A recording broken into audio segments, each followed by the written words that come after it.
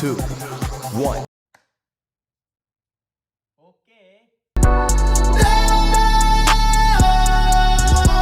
What's up, fuck muffins? Back with another Platinum Trophy review.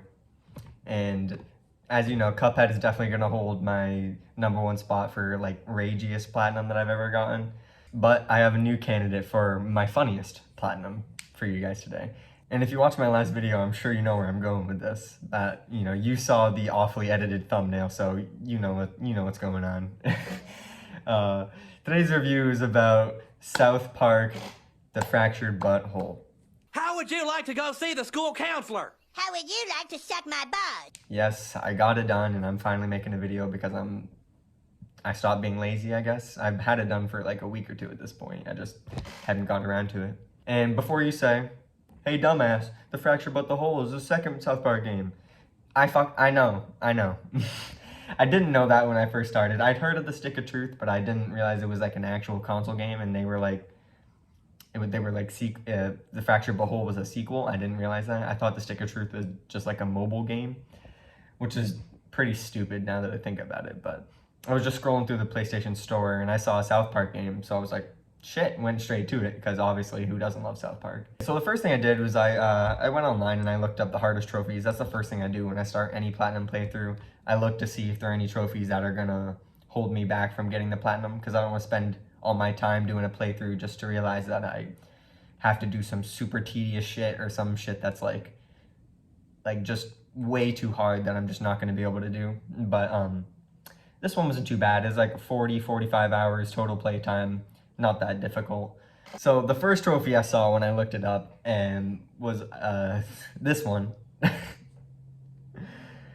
So obviously I was confused. I was like, why the fuck would a trophy be named that, especially one that's just about, you know, playing the game on hard difficulty? And if you guess that the difficulty of the game is based off the skin color of your character, first of all, what the hell is wrong with you? I mean, second of all, you would be, you know, 100% correct, but seriously, bro, what the fuck is wrong with you?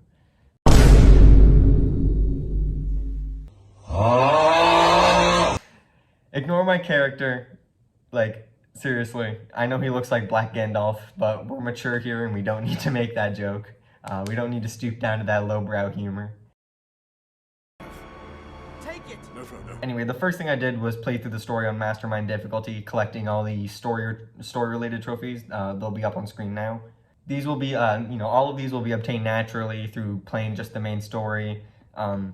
There's also a ton of combat trophies, which you should get most of them, if not all of them, just playing through the game naturally. If you use all your characters as they're given to you, and all your buddies and stuff, but you should get most of them. But none of them are difficult, not enough that they're gonna receive any sort of special highlight in this video, because you don't need my help with them. They're plenty easy. My personal favorite team to use. This won't work for everybody. It only worked for my specific build. You gotta make your team around how you want to play. I first started off being like a brawler type, but then I switched to basically just support. My favorite team to use was Call Girl, The Coon, and Mysterium. But as you know, none of them can heal or heal teammates or heal themselves, so you have to be the support. I'll show you I'll put up my class on screen now, but I did the the Elementalist or Environment. I don't remember what it was, but the ultimate that heals all your teammates and yourself maximum.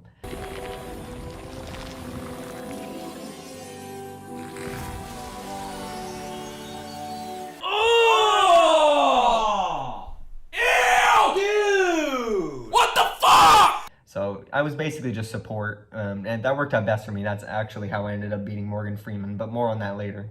The gameplay, you know, first starting it, it feels just like an interactive South Park movie. It's incredible. It's hilarious. You gotta play it. It's not hard even on Mastermind if you just have like basic strategizing ability and aren't missing part of your frontal lobe.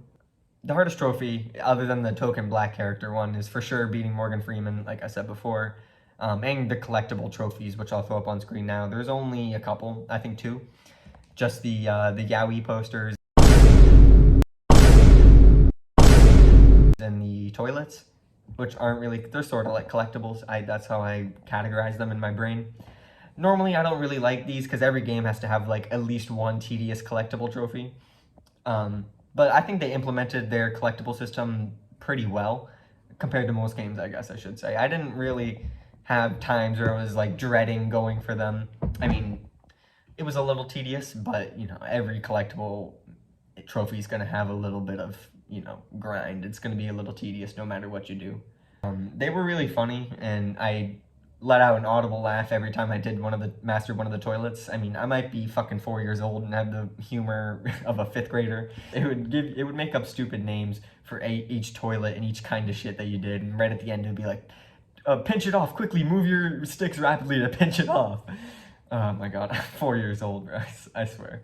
Actually, the funniest part is that the toilets were probably some of the hardest things to do in the game, especially the 4-star toilets. Because holy fuck, you really gotta move your fingers. My thumbs were killing me after doing those. Like, you gotta move them fast. Especially if you don't get it on your first try, you gotta take a break and rest your hands. Because goddamn. Hey, wanna get in the video? Get up here. Get up here.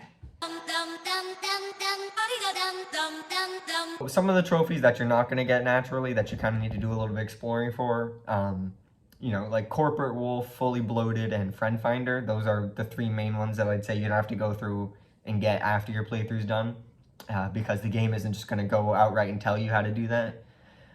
Corporate Wolf, all you want to do is go to the mini game in the bank, the gambling mini game, and get all the way up to 1% economic class. It's not hard, just don't do the whammy power up. I think just if you have that one, just wait for the next one, because that one will just randomly make you go bankrupt all the time when you start from the bottom. So just use the gold and the double money power ups and the skill stop. Those are all good as long as you're not ass at the game, and then it's just a game of odds really. But you should get it. I only took me like 2 tries. I think I only went bankrupt once. To get the last and only time fart that you don't get during the story to get the Fully Bloated trophy, you just got to do side missions, the side mission storyline for Cartman's mom, and then go up to the top right of the map and crank some wine or grape juice or something. I forgot what it was.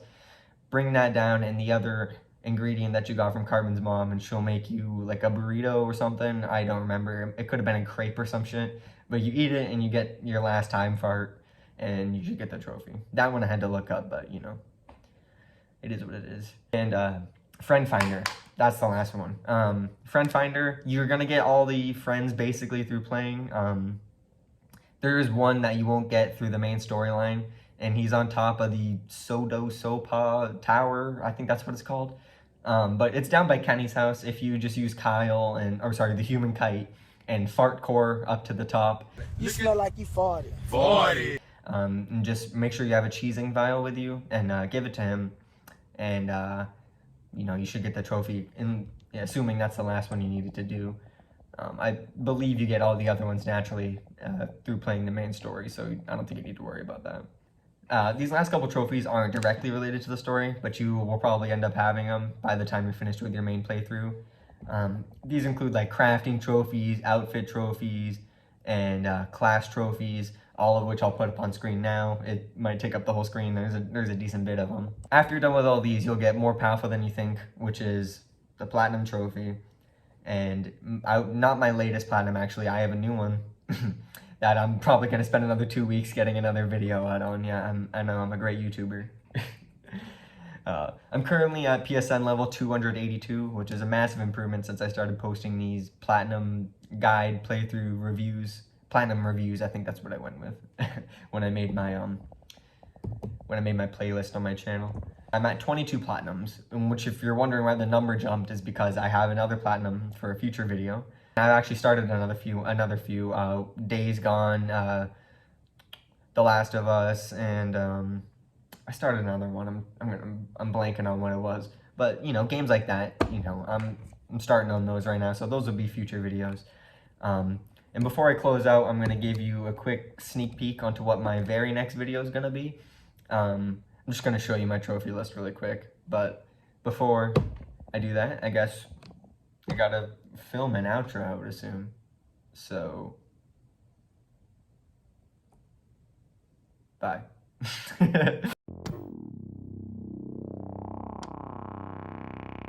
Really dead.